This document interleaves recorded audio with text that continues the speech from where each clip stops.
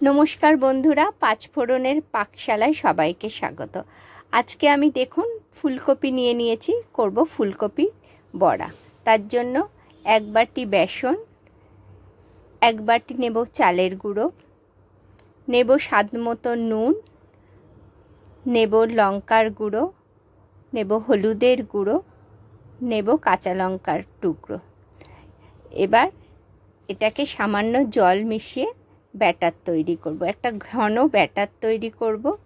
ব্যাটারটা তৈরি হয়ে যাওয়ার পর আমি এই ব্যাটারের মধ্যে গরম করা সর্ষের তেল দিয়ে দেব এবং স্বাদমতো চিনিও দিয়ে দেব।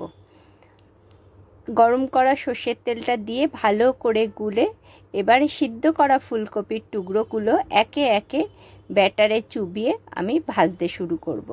ব্যাস, ভেজে আস্তে আস্তে তুলে নিলেই তৈরি হয়ে যাবে আজকে ফুলকপির পকোড়া বা ফুলকপির বড়া।